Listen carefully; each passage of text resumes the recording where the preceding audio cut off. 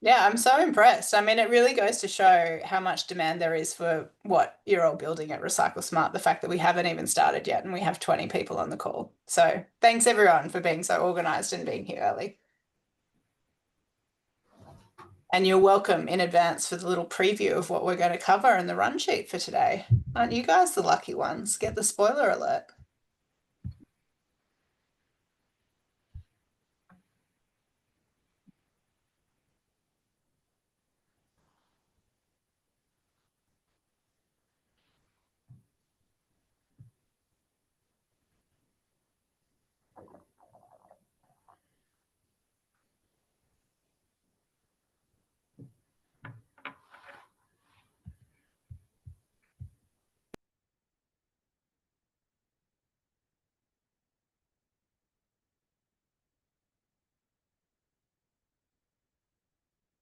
All right, we need some kind of thinking music, don't we?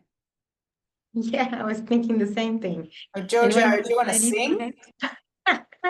No, well, actually, Marco's much better for that, He's the artistic one. That is A bit too dry true. for it.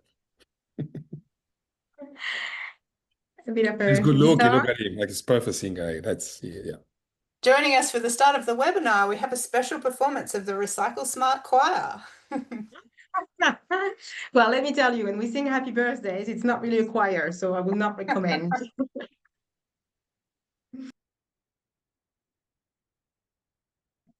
I might put my slide on the background.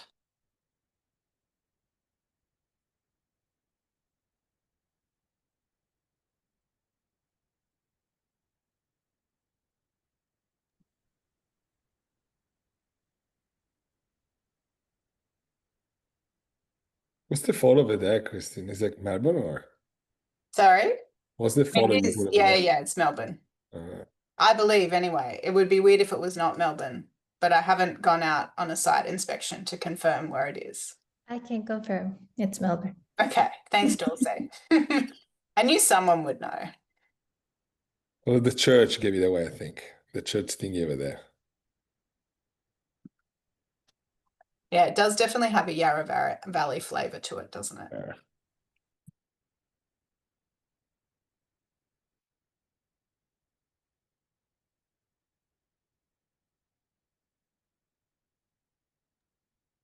All right, 33 people, so ticking up.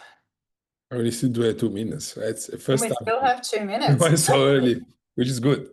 Yeah, I love it.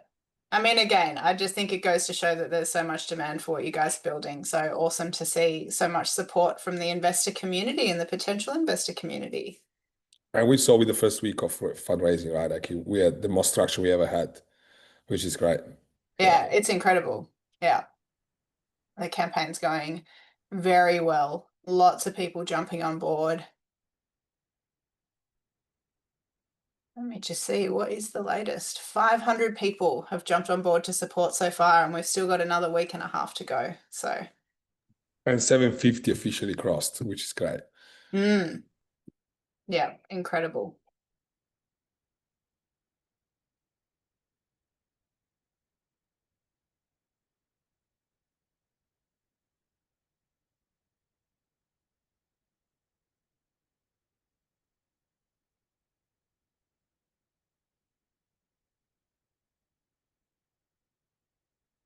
Right, 1 more minute to go.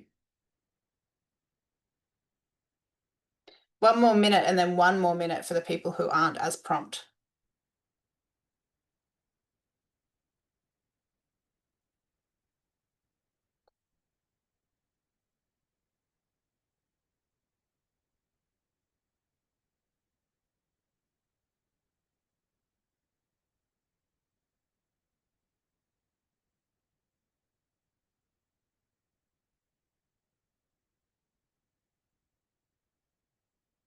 Oh, I love it. And the questions have already started as well.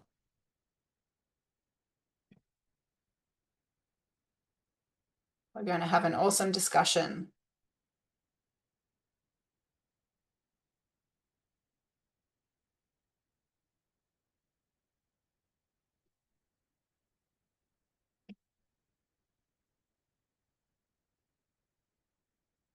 All right. Numbers are slowly ticking up. Thank you so much, everybody, for joining us. We'll just give it another moment or so for anyone who's coming a little bit late. It's kind of like when you're microwaving popcorn. You wait until the kind of number of new joins on the webinar get to a couple of seconds, and then you can kick it off. So jumping up quickly still at the moment. I love that you use the popcorn analogy. I'm gonna use this one. That's a good one. I just thought of that live. That's how my brain works, very strangely. All right. What do you think? Shall we get going, guys? I can at least I get think started so. on, yeah, Yeah. I'll at least get started on the intros, and then Yeah. anyone who trickles in will be here for the important bits. So, hello everybody. Thank you so much for joining us today for this investor Q&A webinar with Recyclesmart. My name is Kirsten. I'm the CEO at Birchal, and I'll be your moderator for today's session. Before we begin, I would like to take a moment to acknowledge the traditional custodians of the lands on which we are dialing in from today. So Birchal is based on the lands of the Wurundjeri people of the Kulin Nation. I am dialing in from the lands of the Garigal and Guyamigal people. And given that this is a webinar and we have people from all over Australia, I would just like to take a moment to acknowledge the traditional custodians of all of the lands on which people are joining us from today, pay our respects to elders past and present, and extend that respect to any Aboriginal and Torres Strait Islander people who are joining us in the webinar today. So we at Birchal are really thrilled to be supporting Recyclesmart as they launch their latest crowdsourced funding offer. A quick reminder for everyone in attendance that today's discussion is for informational purposes only. It is not intended as financial advice or a recommendation to you to invest. So please be sure to read the offer document and review the general CSF risk warning, which is available on the Birchal platform before making any investment decisions. It really is awesome to see so many people here.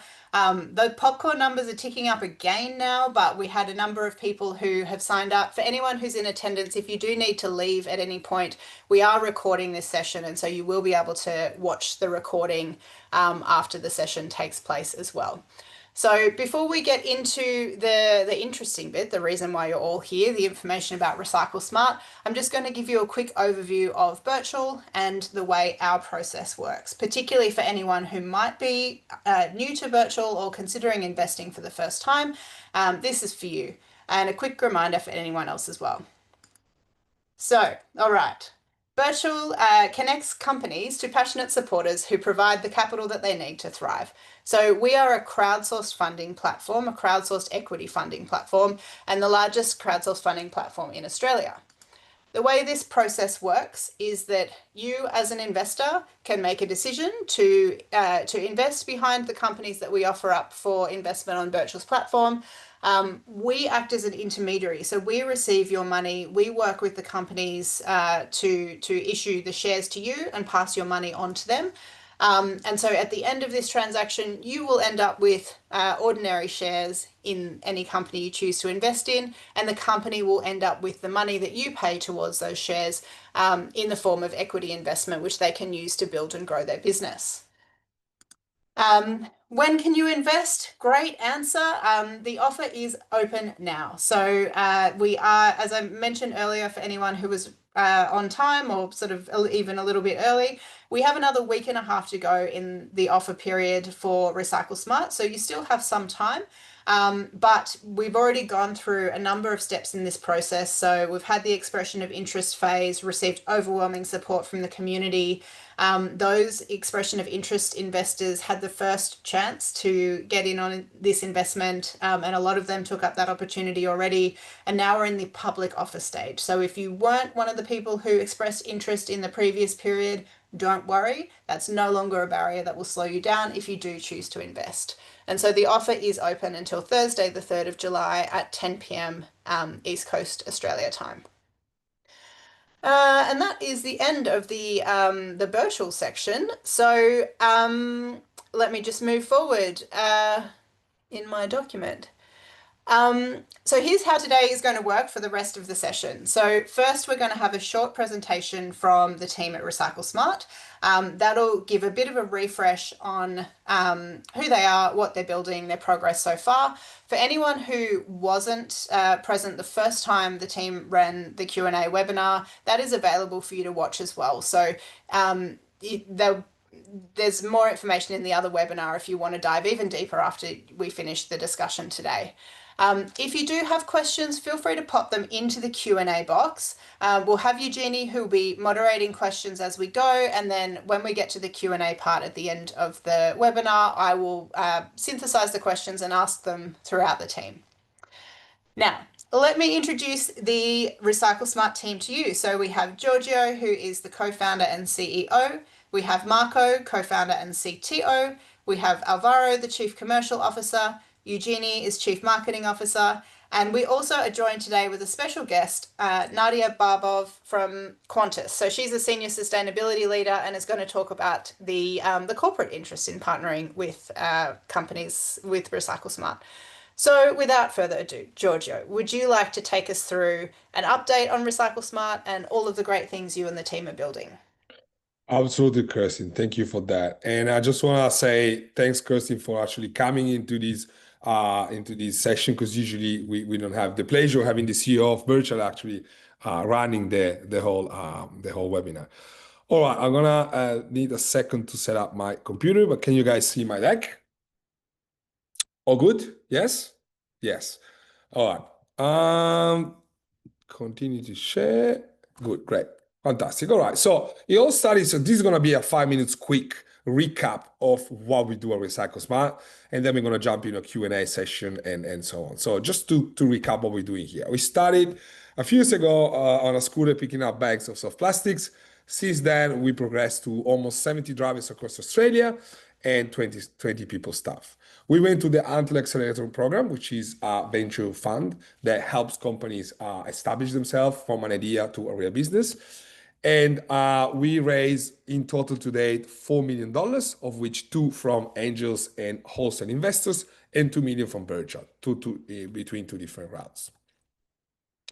This is a long and boring slide, but I just wanted to show you some traction in terms of where we're getting to date. And there is, I think, a couple of numbers to remember. In terms of annualized revenue, 2 years ago, 24 months ago, we were doing 1 million. 12 months ago, we were at 2.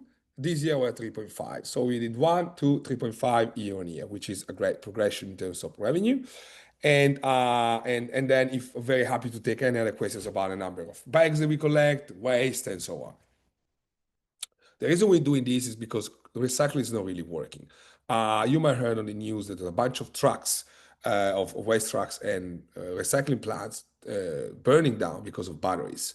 So there's batteries everywhere these days, lithium batteries, and when they get squashed in a compactor, they start fires. And these fires are destroying a lot of money and, of course, creating a lot of damage in terms of environmental pollution and so on. We collect all of these items that should never been a bin to start with, and we give them a much better. We make sure that they end up we end up doing the right stuff with it.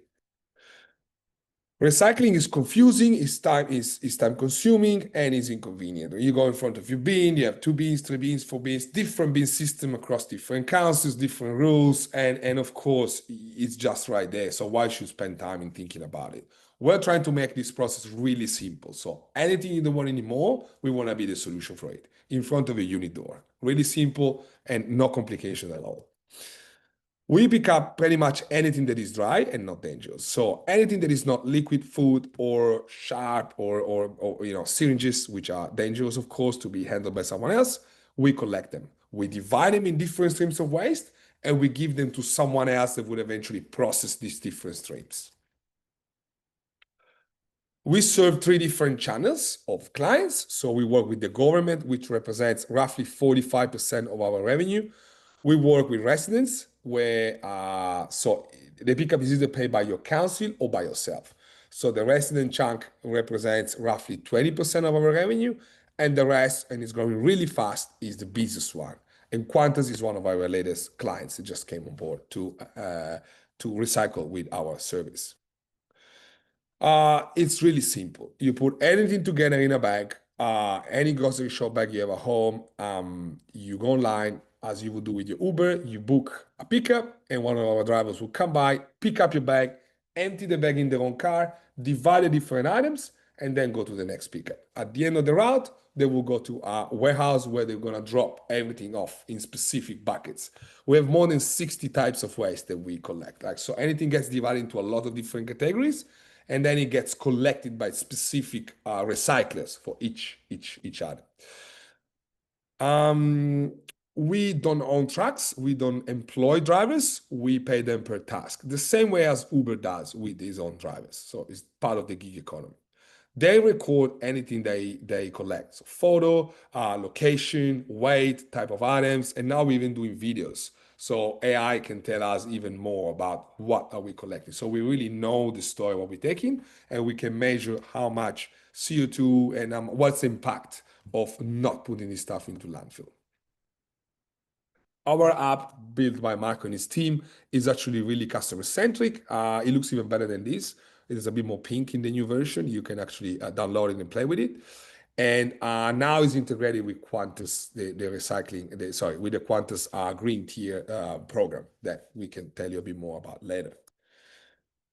The industry is huge. I mean, anyone needs waste collection, and it's a $15 billion business in Australia. It's a $1 trillion global. This is a massive, massive industry. I'm pretty sure you're aware that it's a service that is non-discretionary. You need to get rid of the stuff, and it's growing together with the population.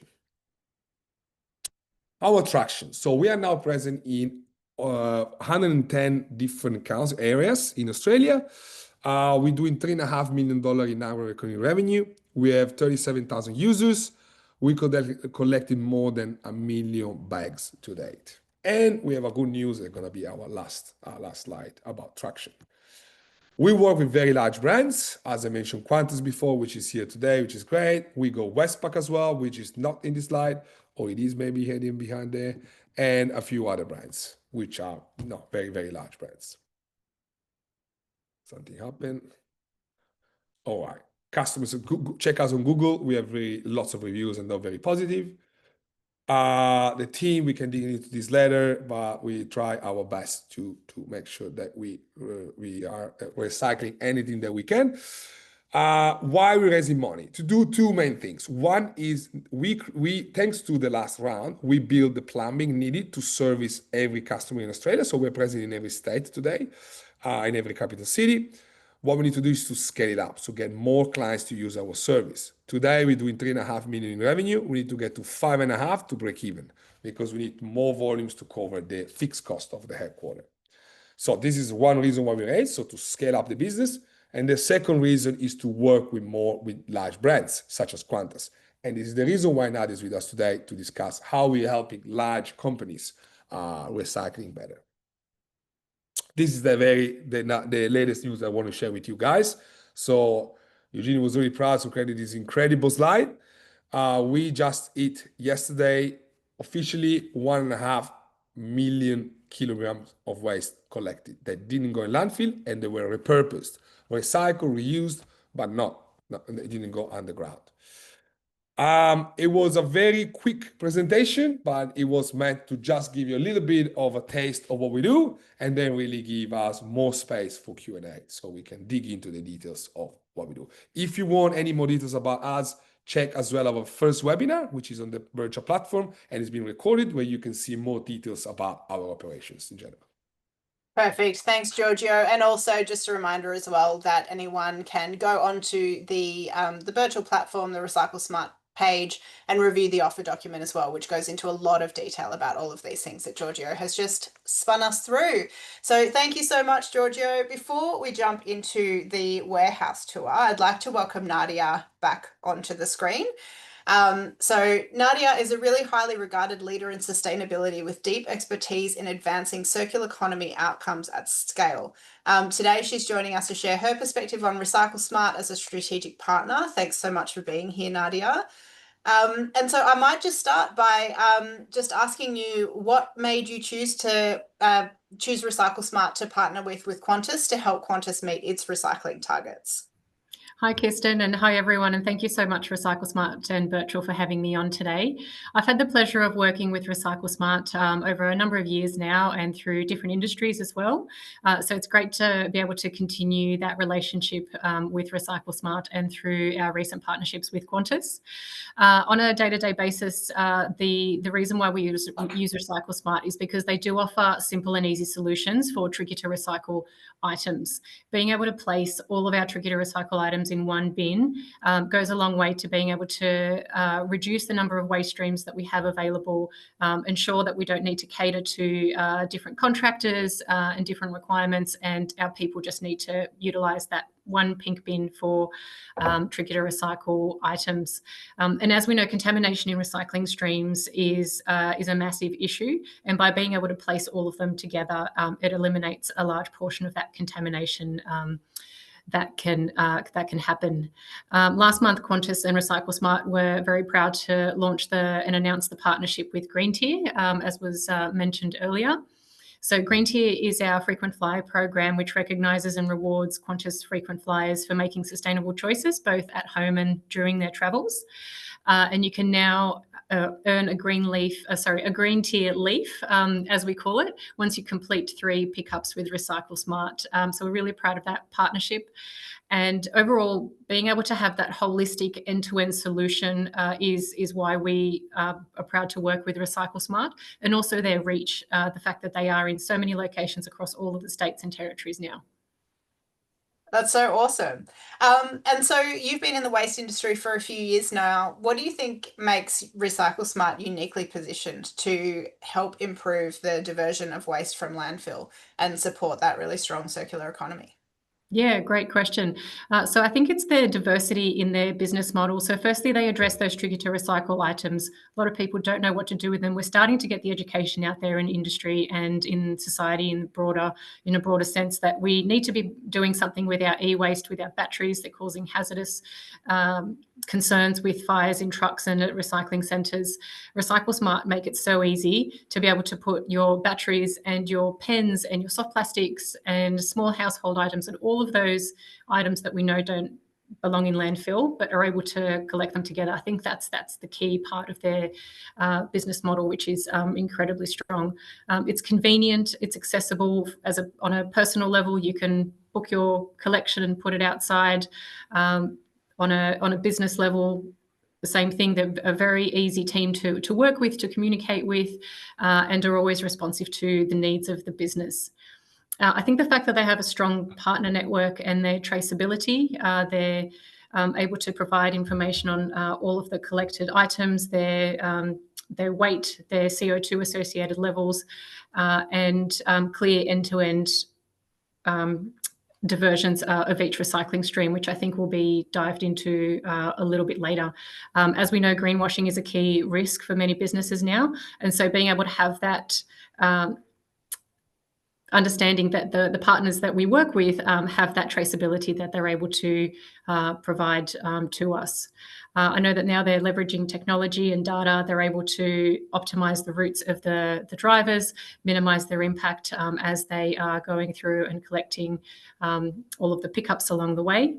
And really key to all of this is the education piece and really tapping into a circular economy and driving that from the top down. So a great initiative that we undertook with Recyclesmart was during National Recycling Week last year. We had them here at our campus and they educated our people on, first of all, ensuring that we're working to the waste hierarchy. How do we remove unnecessary products from our operations, right down through to what do we do with them once they leave our business and need to be collected through a reputable recycler. So the education piece is also really important, and the fact that they're a fabulous team to work with just make all of that process extremely easy. That's so great to hear. Thanks so much, Nadia. And just for investors' benefit, in that offer document on the Birchal platform, the Recyclesmart team have sort of talked through their different channels. So business to government, business to business, business to consumer. Qantas obviously is in that business to business channel where they're working together to address Qantas's recycling. But I just think this is such a great partnership where you as a business, Qantas are able to step in and also help reward consumers for doing the right thing and to kind of really connect that that value chain around. So really awesome to see. So just a reminder, anyone, please drop your questions in the Q&A. And we might kick across for the warehouse tour. So we actually had an in-person event down at the Recyclesmart warehouse a couple of weeks ago. And I loved getting to walk around and see all of the different parts of the operation. So stoked that we get to share it with you all today as well. Tina, Alvaro, take us around. Thank you very much. Thank you very much, Kerstin. So this is, I'm here at the warehouse in Mascot here in Sydney, and I want to show you where the magic happens. So I'm gonna start here at the beginning of at the front of the warehouse. This is where we put our polystyrene material. As you can see, they are in big bags ready to be collected and dropped to the recyclers, which actually will take this polystyrene and use it for insulation in construction sites. If you follow me this way, we can continue here. We've got textiles that are wearable and unwearable. We take them to different recyclers actually that convert them into fibers to either make new clothes or to do other things like tables, even tables and coasters. We continue this way. We've got here batteries. Batteries are collected in a secure storage cage. As you can see, they are in a metal cage, and this is to avoid any risk of fire. So once it's completely full, it's always closed, but I left it open so you could see it. And then the recycler comes, collects it, and brings us a new cage like this one. The same recycler actually collects also vapes. The vapes are here, and what the recycler does with them is they take them and they separate the precious materials, metals, and then they use them for different products, and then the plastics are actually processed downstream. On this side, we've got X-rays. Yes, we collect X-rays as well, and the X-rays are separated as well, the plastic separated, and then there is silver in there, so which is used for different, obviously, other different products. Blister packs are very popular product with us. I actually went last week to the recycler that processed these blister packs, and then they separate the aluminium and the plastic with a very sophisticated process, which was very fascinating to watch. And then we saw that the aluminium is actually sent to companies that manufacture steel, which is quite interesting. On this side, we've got plastic cups, coffee cups. The coffee cups are actually taken by a company called Simply Cups, and they use them to convert it into asphalt or additives for asphalt on the roads. And speaking of asphalt on the roads, we also collect printer cartridges here. So there is here a couple of boxes there. I don't want to touch them because my hands will get very, very dirty, but we use the printer cartridges and also some of the soft plastics that we collect, and we send them to our recycler called Close the Loop that uses them to create a product called Tone Plus, and that Tone Plus is used as an additive for asphalt as well to convert into roads. If you follow me this way, we've got lots of metals here. We have aluminium here, we've got cast iron on this bag, and in this one we have stainless steel. These three are metals that are actually used to be converted into or melted into metal that is actually used into constructions as well. Now, in here we've got e-waste of all types. So we've got some modems here, some generally waste on this other one, where you can see printers.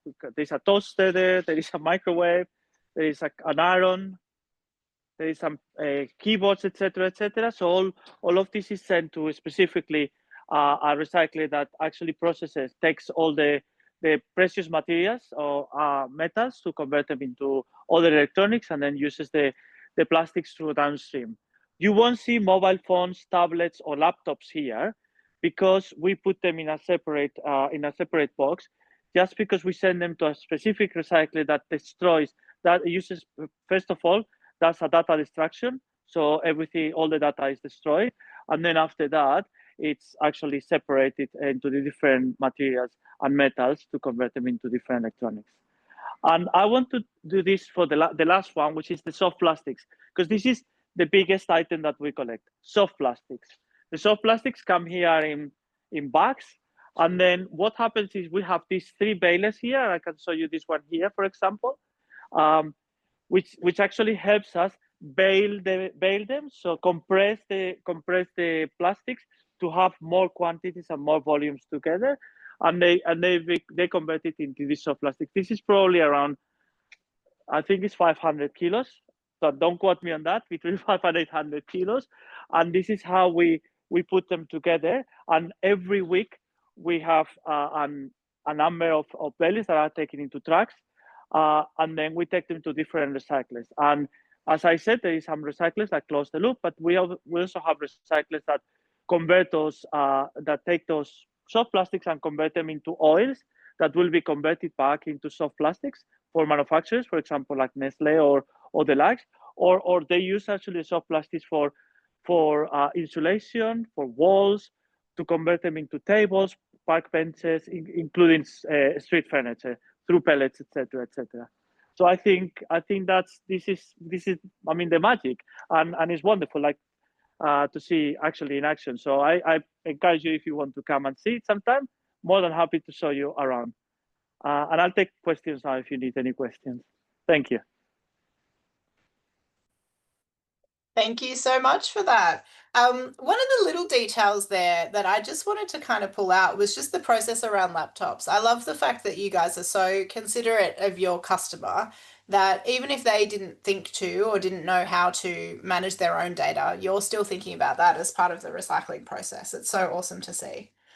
All right, I might just invite the rest of the Recyclesmart team back onto the screen. If you want to flick your cameras on, we can move into the Q&A. All right, great, all coming on. Cool.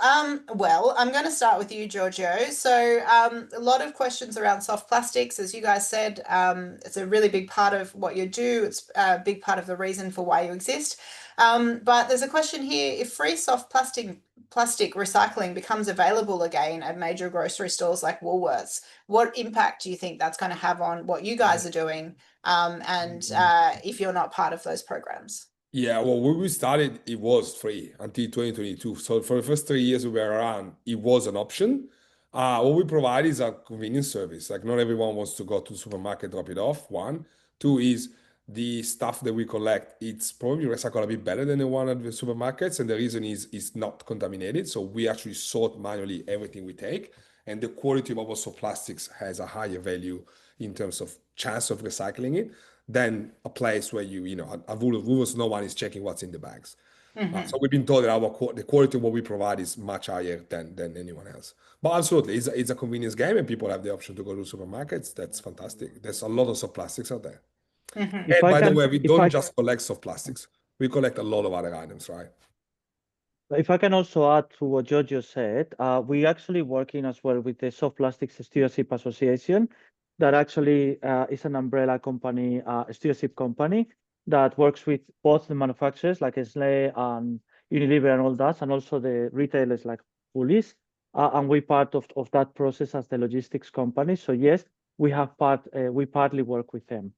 But as Giorgio said, we have a more convenient process as well, and smooth for customers, and we higher value, but also there is a lot of plastic to go around anyway. So That's true. Well, you don't yet get green leaf credits if you drop your recycling in a big box when they do come back on. So we'll see. Maybe there's other benefits there as well. Cool. I mean, you know, that's probably a good segue actually, Giorgio, into the next question for you, which is, what do you think is stopping other big players from copying your business model? I think the software that we have. So we built a custom-made software, which is the reverse of Uber Eats, if it makes sense. And so we're able to manage a high number of drivers, scaling up and down a number of drivers and pickups across Australia whenever we need. So yes, everyone can start a Recyclesmart, but good luck doing it. It's not that simple, even if it looks like. And definitely the software that we have creates an advantage compared to other players. Hmm. Great answer.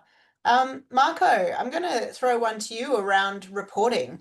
How does it work today? Do you have plans to provide more detailed reporting on how items are recycled, who the partners are, what percentage of what you take in gets recycled, reused, or ends up in landfill? How are you thinking about that kind of communication back to consumers? Definitely, it's not going to be. This is going to be like a central part of the of how Recyclesmart is going to evolve in the future. Surely, like our traceability system, so like taking a really good care of anything that we ingest and how we repurpose it is going to be even more like a stronger component of how we're going to approach like the next 5 years, right? So a lot more is going to be done from the point of view. We have huge plans, again, as Jojo was saying, to use the latest technologies from AI down to anything that like it can really help us to distill as much as possible, so deeply, like anything that we collect, and of course with the objective of like giving it back from a transparency point of view, as well as the from a reporting point of view, like from that side, so that like the user can really see and kind of like have a tangible feedback of what the journey of the things that they've given us has it been. So definitely, yeah. And just to add up, like our percentage of landfill items is like less than 98%. So like less than 98% doesn't make sense probably, but like 98% plus of the items that we receive don't go in landfill as of Yeah, today. right. So 98% of what gets collected by your drivers, you are able to find Exactly. another use for, recycle it, but Exactly. the end result is you end up avoiding it from landfill. That's awesome. And I mean, as we saw as well, what was it, 1.5 million kilograms diverted Yes. from landfill? Really incredible. Another question for you, Marco, while I've got you. So, there's been a couple of questions around your use of gig economy workers. So, I know this is a really key part of kind of making a business like this sustainable and cost effective in the short term, because it means you can access this huge network of people without having a heap of fixed costs on your books. But what are you doing around making sure that your gig workers are treated fairly, that they have ethical, that they're treated well and their working conditions are ethical for them. But also, what are you doing from the business perspective to kind of manage for any kind of variability in quality or sort of reputational risk? How are you thinking about the role of gig workers overall? So there's two main points. Like the first one is again, as you said, like the gig play is a convenience act for the company, like it's instrumental play, and we always monitoring like the average across the board, like in Australia, of how much like the gig economy workers are paid, and we make sure that like we are always on target. And because of that, but not only, also because of the type like of work that we provide like to our workers, right? Something that like actually interests them, something that like makes them proud to do it, and something rather sort of like convenient and easy. Like our average like day work is 6 hours with rather like a flexible hourish. So what comes to down to that is that the the turnover of our drivers is very low. So they are very sticky. I mean, our drivers, some drivers, they've been from the beginning of Recyclesmart, from like his inception, kind of. And the way that that works, like that gives us like an insurance in a sense that like we're working with persons that know what they're doing.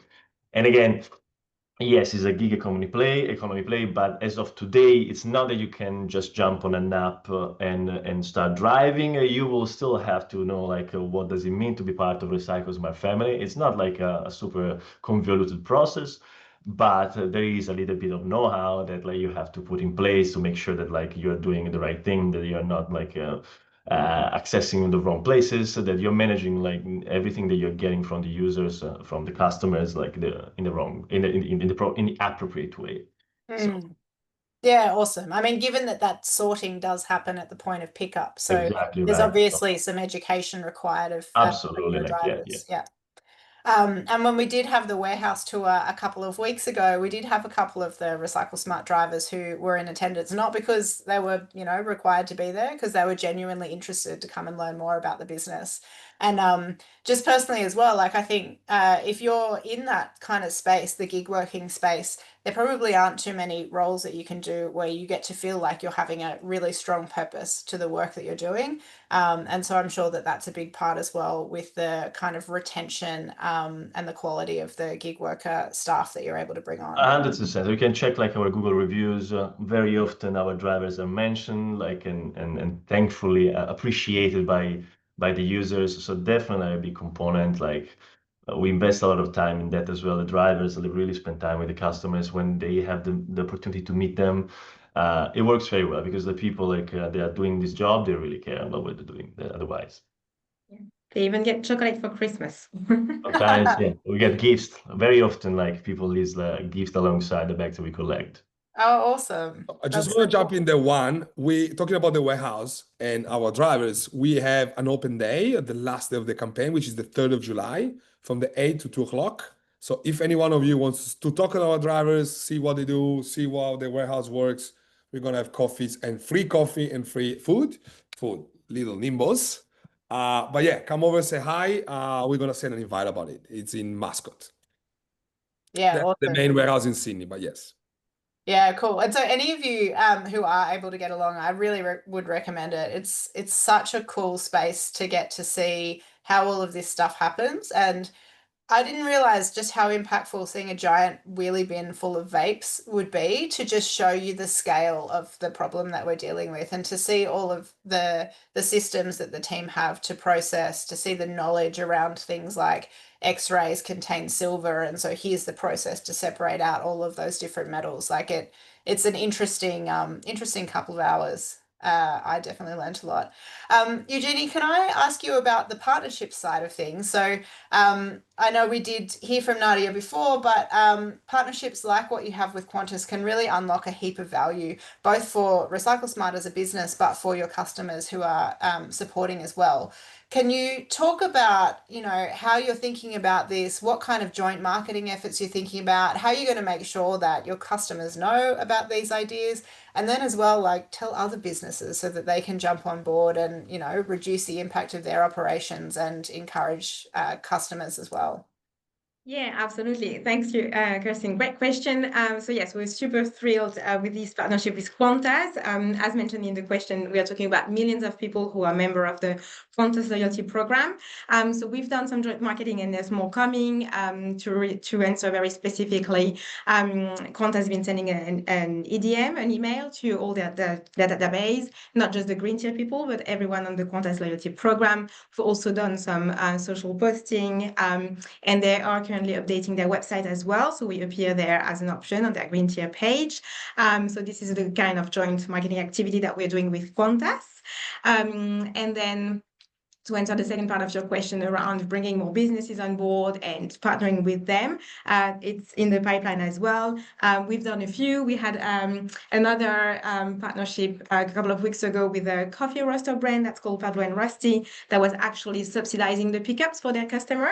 So they were really taking responsibility of their waste and giving away subsidized pickups, so customers could recycle their coffee bags with us for free. And we also had a similar one last year with a cookware brand where they were similarly offering the option for their customers to bring back their old cookware back in store, or booking a pickup online and paying for the cost of it. So yeah, that's the kind of partnership that we're looking for. And how do you find your partners? Like, are you going out there kind of looking for introductions? Do they come to you? I know it's sort of still relatively early days in the kind of B2B partnership side of things, but where have the partners come from so far, and where do you think you'll look next to find the next way? Yeah, there's a bit of both, definitely. For the For Qantas very specifically, it came through a network effort, and then really us pushing through to get that green tier over the line. And then for others, some comes spontaneously, especially like more recently because we've been growing and getting bigger and getting more known around there. And some of them also come from our customers pool, where there are individual customers that have been using us for a little while and that work for businesses where they're introducing us because they're seeing us as a great option, or B2B customers that move on to more partnership side. Yeah, awesome. Thank you. And so we still have around 100 people on the webinar, and presumably most of them work somewhere and their businesses might be interested as well. Are you the best person for them to send their bosses to? That will be Alvaro, but Okay. always happy to talk to. Awesome. Okay. Well, Alvaro, we might jump across to you. Thank you so much for showing us around. Lots of questions about the operational logistics. So let me kind of pick a couple of the interesting ones. So you guys bring all this material in, you sort it, and then it goes somewhere because your warehouse is not overflowing with stuff. So where does it go once it leaves Recyclesmart? And how does that relationship work? Do they pay you for the materials? Do you pay them? Yeah, talk a little bit more about the relationship with the people who take the materials from you. Yeah, so we do have like around 43 approved recyclers, and then once we take the materials here to the warehouse, as you can see, as we show you, they all separated into the different streams, and then we have contracts with different recyclers to either bring them these materials to them, or some of them come and collect them, like the batteries recycler, because they have specific trucks with secure kind of risk-proof kind of things that is easier for them to take. Some of the materials are worth while the cost, so they pay some amount for it, but the majority of them we actually we get charged because it's like what they call a gate fee. So we pay that amount to the recyclers. This actually is included in the cost of the collection, so it's collection plus recycling. So we take those materials to them, and then they charge us by the volume that we bring to them. So soft plastics, for example, is a prime example. We weigh them here and we just bring the amount, the kilos, and that's what the traceability report shows to individual and customers and businesses. But we take them to the different recyclers, and they will do a final check-in on the weight, and then they will charge us with that for that amount. So there are the questions, or is that answer the question, right? Yeah. I've got another one. So no, but that answers that question. Thank you so much for that. And I think also important for investors, and particularly investors who are customers, to sort of see that connection between the fees that customers pay and how that helps kind of recycle at the other side as well. Can you talk a little bit about the practical side of things as you're scaling? So you talked about the kind of curbside sorting and then the sorting at the warehouse, but who sorts what happens to the really tricky things, like things that you haven't seen before? What happens if you end up with 1,000 mattresses in one day? Like, how do you manage the kind of peaks and flows, and what do you think that looks like as things continue to grow? I mean, the thing about this is that we actually book in advance, so you have to book a collection. When you book a collection, you tell people, people tell you what they want you to collect. So we have an understanding of what we're gonna take into the warehouse and what we need, especially the resources. As you just said, we do have a few people that work specifically, like they are employed by Recyclesmart here in the warehouses and the operations, but many of our drivers are just kind of casual, like not casual, but contractors, like a little bit like Uber, as Giorgio said. So we can actually contact those drivers for them to help us out. The drivers actually not only drive and collect the items from the households or from the businesses, but they also help here in the warehouse to separate them. So that's how it works. And so we know how much material we're gonna get, and we know how to. We got one of the national operations manager here. He actually organizes the drivers, so we know how many drivers we need every day, and he organizes the routes, and then making sure that we can collect everything that we we get, and then that we can actually sort it out and then send it to the recyclers. We can give advance notice to our recyclers if we have massive amounts. It is starting to happen slowly but surely, and we're hoping that this will be a more steady and increasing the amount of materials. Yeah. And I mean, that's super interesting to me, of just like, that's the benefit that you get from operating at the scale that you do compared to even like a council cleanup where you book a slot in your council cleanup, but they don't have a view of what is going to be there. But because of your system, because of the tech that you've built to enable that, that booking process, you know what's coming in, you can schedule it all around, 1,000 mattresses aren't all going to arrive on one day. So you can manage the flow a lot more effectively because of all of those different pieces. That's exactly it. Yeah, absolutely. Super cool. All right, I'm going to nerd out on waste management here too much if we keep talking. So Giorgio, why don't you chat a little bit more about the competitive landscape? Who else is kind of playing in this space? And we talked a little bit before about what's going to stop other people from copying you. But what are you doing differently that other people aren't doing? Yeah, so we are the only company in waste that actually does manual sorting, right? So two things that no one else does. Manual sorting, and then we use Uber drivers. I mean, we use the gig economy to collect waste. These ensure that our cost base is lower than others, and this ensure that we have some sort of moat around our business model, which hopefully other companies can copy that quick. In Australia now, we are the market leader in the tricky recycling item by far. We started 6 years ago, and we saw a few players entering the space and exiting the space as well. There's another company in particular that does some of the work, but they only target councils. They only do it through some sort of white label service that the council then sell on their own website, and that offers a very different type of experience for the consumer. So badly that so the councils where we lost to this other player, we actually have more users now that are paying for the service than before when we were for free. So it means Yeah, that people right. are really keen on an easier user experience that we collect everything. So the key thing as well is we used to have a list of items we collect. We don't have a list anymore. We take anything that is dry. That simplifies the message for everyone. And some people like myself are really keen and greedy and they want to do the right thing, but the majority of the consumers are there. They just want a simple solution without thinking too much. And that's exactly the product we're trying to sell, then, at scale. So it's like targeting everyone. They just want to do the right thing and make it really easy for them. In terms of the offering, we are the only one. Yeah, that makes so much sense. And so there's a few questions that have come through around councils, sort of comments of different councils sort of no longer subsidizing the service. I know councils was such a big part of the the revenue base last time when you raised, and now it's a lot more diversified with the business and the customer streams. But what's the plan for councils? How are you feeling about that side of things? How are you choosing who to work with and finding more councils to bring on board? Yeah, so we now are selling to councils not just the bag collection, but collections from their own points. That is becoming almost the same amount of money. So we are collecting from councils' deposit, like libraries and recycling center and so on. So this is how we kind of diversify in the council offering. And we believe that the council will keep growing, but not at the speed that we want. Working with the government is really slow, unfortunately, but it's very sticky, and we will keep doing it. But the segment that is growing the quickest is definitely B2B, which went from $14,000 12 months ago to almost $90,000 a month today, which is a very different number.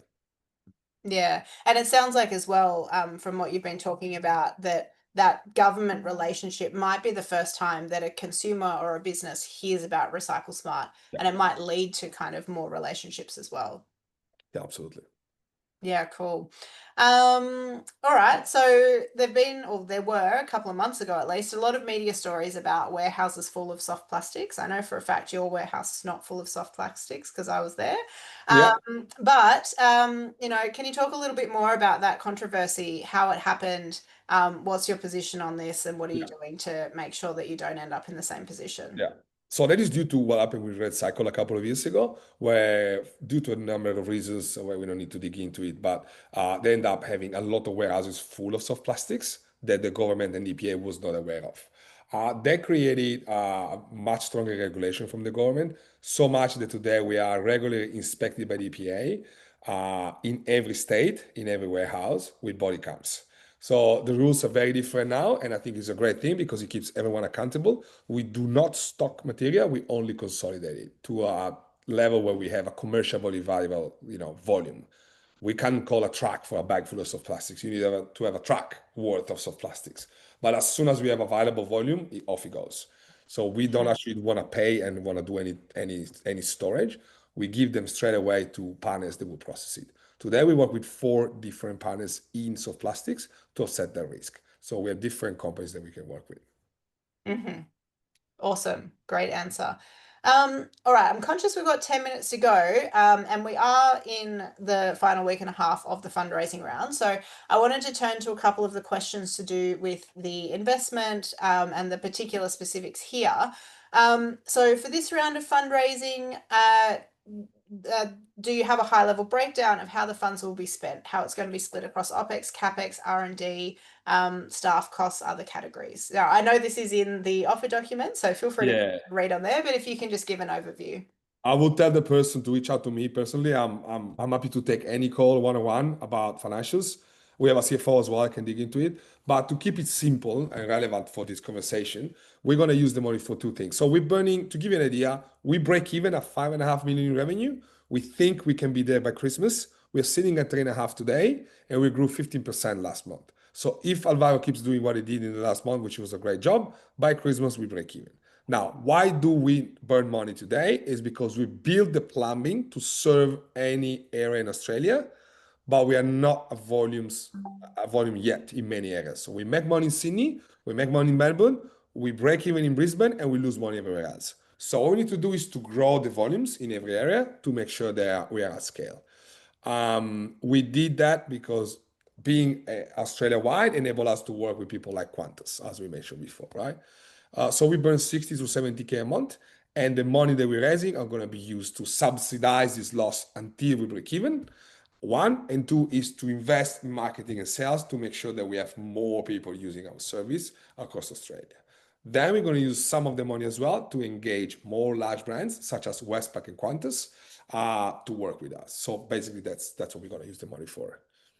Mm-hmm.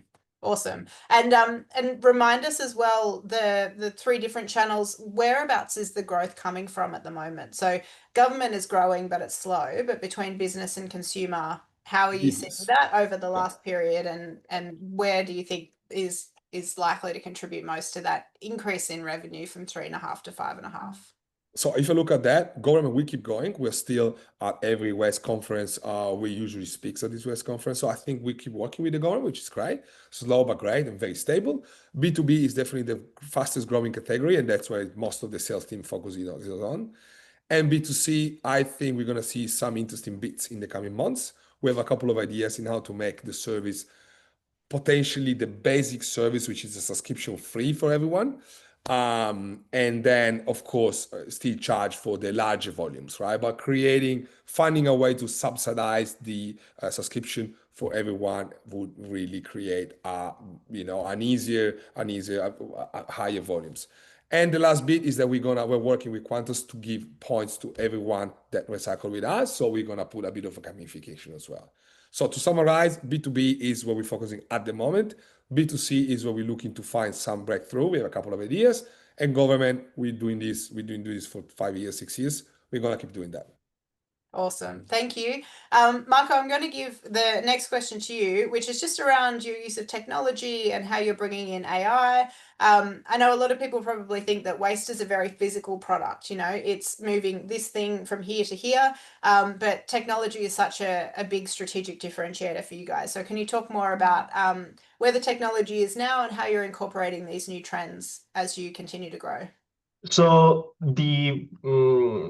the field is quite green in a sense that the industry from a waste collection as well as also sorting it's a green field from a technology point of view, because there's a lot of people that have come up with a lot of ideas, but probably ahead of the times, and no technology is actually used at scale to really give a lot of value back to the customer. So I mean, some things have been implemented from a computer vision point of view in order to sort items. We're talking about situations where like almost like a single stream of stuff are getting sorted, right? Like for different purposes. What we are aiming to do is really coming up, at least I want to say that from a back-end point of view, you know, from an operational point of view, with a system that really can dig into the bits and pieces of everything that we collect. And to do that, again, we're going to leverage like computer vision. We're going to go and above and beyond with classification algorithm in order to really come up with a database of stuff that is going to be relevant. Not only relevant per se, but also potentially geographically relevant. And examples that I always like do is that a council needs to do like an inspection, or like they want to improve the contamination rates across the council. Right now, they would have to do it like with just auditing and spending a lot of like money with like auditors, like with consultants, and with maybe once a year. What we can give them is literally an overview of how specific zones, areas within the council can really are performing towards like their objective in terms of recycling and sustainability. So this is just a simple example to tell you that how deep is that the technology, like especially the data ingestion, like in this business, and how much can be leveraged for every single use case. Okay, yeah, super cool. So I just had a quick spin through the questions. There's a lot on there. So anyone who hasn't had their question directly answered so far, the team will reach out with a follow-up afterwards. But there's a couple of things on there around specific questions around particular items to pick up. So for anyone who's interested, how would they go about arranging their first pickup?